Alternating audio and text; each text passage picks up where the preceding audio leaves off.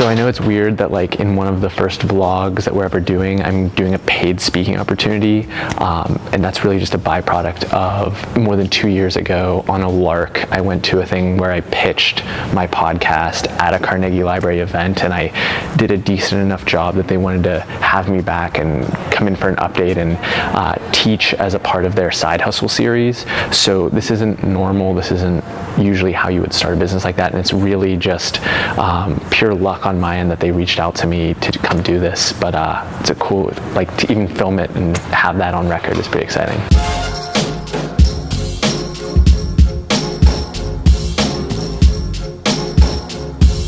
So now I just want to introduce our speakers. We have Wes Roberts. He is the manager of the Job and Career Education Center, and he'll be moderating the discussion tonight.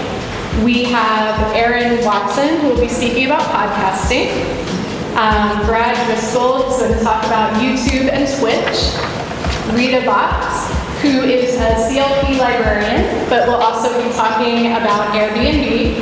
And Rachel Mazzalamini, who is also a CLP librarian at a downtown business location. And she's going to talk about some of the resources that they can offer. So as I mentioned, I'm Aaron Watson. I host a podcast called Going Deep with Aaron Watson. It has more than 280 episodes. It's been downloaded in more than 120 countries. For those unfamiliar with podcasting, it's on-demand audio. My show takes the form of 30-minute interviews with people from a broad range of industries and backgrounds. We have entrepreneurs, we have writers, folks in the nonprofit space, different coaches. And really what I'm exploring is really in line with what this series is about, is a lot of the people who are in the most interesting careers, who have the titles and the credentials that a lot of people aspire to or look up to, do not follow a conventional path. It often started as a side hustle or started as a passion project. And speaking with the people who've found their way into these interesting careers is the story that I love telling and sharing with my audience. Hi, I'm Brad Driscoll, and I've had a couple side hustles going through my life, and I always played video games. So growing up, my parents got me an Atari when I was 4, and Nintendo when I was 6, and I always loved playing video games. Decided to go to school for electrical engineering, and while I was in college, my side hustle was I learned to write scripts in video games that would have my character walk around, farm up money, and then I'd click a button when I went to class, come back, and it would have a bunch of money, and I could sell it on eBay. After I graduated, I was working in EE for a little bit, and I started getting into YouTube.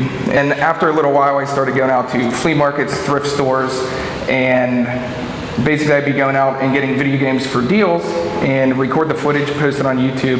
And once I started doing that, I found that there were a ton of people that were really interested in that, and started getting a lot of people on YouTube. Ended up, I'm just below like 10 million views now.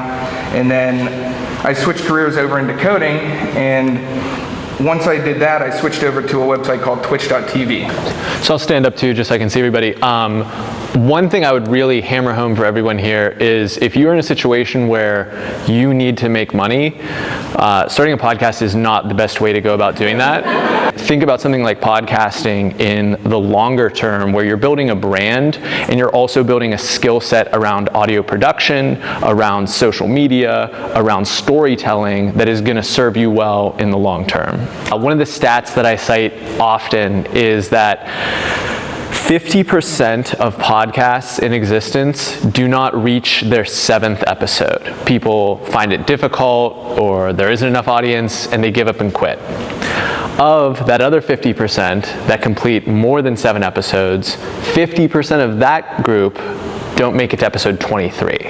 So just by making it to episode 24, you are in the top quartile of all podcasts in existence. A lot of things that are worth having, the most important thing is to just continue and to persist. The same way Brad continued when he was getting 20 or 50 views. I was at a point where I was getting 40 downloads for an episode that spent me an hour to research, an hour to record, an hour to edit, an hour to put the show notes together, and I was spending money to put up. That doesn't feel good. It's really, really easy in a moment like that to say, why the heck am I doing this, and want to quit or want to shut it down. But it is because of that persistence, and also iterating on my skill set associated with podcasting, becoming a better interviewer, becoming better at setting up the mics so that the sound quality wasn't complete crap, writing better show notes, understanding where to share and distribute the show so that it would actually gain traction, whether that's a specific Reddit subreddit or 2 specific people on Twitter chat. There's a bunch of ways that you can learn this distribution technique, but you're never gonna have all of that perfected episode 1, 2, 3, 4. It takes that persistence and iterating on your approach to actually reach a point where you're worthy of having an audience. People bring a lot of ego into content creation because whether it's a parent telling you how amazing you are the whole time you grow up, or just our natural ego as we live as humans, it's really easy to think that your conversation, your picture, your video is just the coolest thing ever. But everyone who puts their stuff out knows that. I don't know what the data is on how many hours of YouTube footage get uploaded every second, but it's something insane. Everybody thinks that their story is like the story, and you have to have the humility not only to persist through the tough times, but to also put in the work to improve your output, given that it's so competitive. Question for Aaron. Once you've built at least kind of a base fan base, if you will, what do you think are some best practices to get further noticed by people who maybe wouldn't necessarily ordinarily come to your particular show? So one of the toughest things with podcasts in general is discovery and search. You have 3 basic forms of communication: written, video, and audio. Audio is where I'm playing, and audio is actually the hardest. So YouTube is a fantastic search engine. Blogs are combed for every word on the page, but organizing your shows in a way that someone new can find what would be relevant to them has been the most important thing I've done. So on my website, there's multiple pages. One is the top shows. So these are like the biggest name people that you have the highest likelihood of knowing and being like, wow, I can't believe Aaron had Tucker Max, the author of I Hope They Serve Beer in Hell, or someone like that on the show.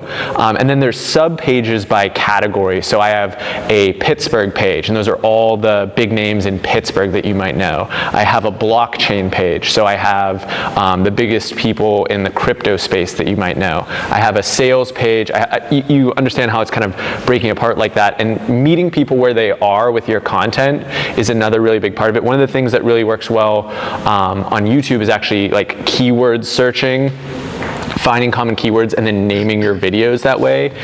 There's similar practices around podcasting that can work, but it's just making it as easy for someone new to not get overwhelmed or lost in your content. I wanted to know if you had thought of selling your services to other people.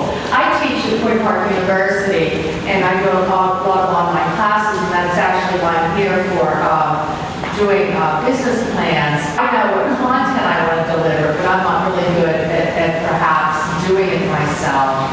Absolutely. So Hannah and I are we literally just co-founded a company called Piper Creative. That's Hannah with the camera over there. Everyone wave hi. Where we have 3 service offerings. We have Instagram account building, running a podcast, and then what she's doing right now, which we're calling documentary as a service, which is if you are an entrepreneur, if you're building some sort of business, having that documented, what the process is, and not necessarily being responsible for the actual creation of the content. So whether you're CEO, venture capitalist, whatever, that's a valuable service. So we're thinking on the same wavelength. What's your call to action? What I say anyway is tell your friends, family, like, subscribe, leave comments. I might even say trolls welcome because I welcome the ones that say. So what I would say is condense it down to 1. When you give 5 call to actions, it's effectively no call to actions because it's like, that's too much, right? But so one thing that I did early on was we did a conversation about a specific topic. So I'm just going to make one up for you. We talked about dating in today's episode. If you know someone who's struggling with this type of dating issue, pass this along to them. Or in my end, if you know someone who wants to get involved in the nonprofit space and is looking to learn about innovative ways to do nonprofit work, pass this episode along to them. Cool. Good luck, man. Nice to meet you, Moses. Hello. Hi, I'm Patty. Nice to meet you, Patty. Nice to meet you too. So, you kind of got me thinking.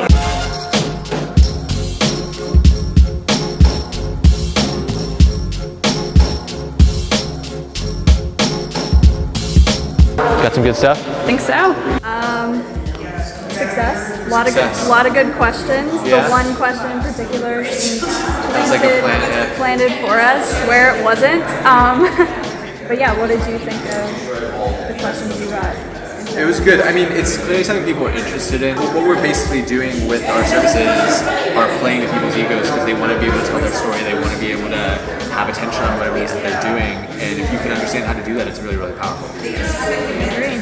Sweet. So, good first official day working together. Yeah. See you tomorrow. Yeah.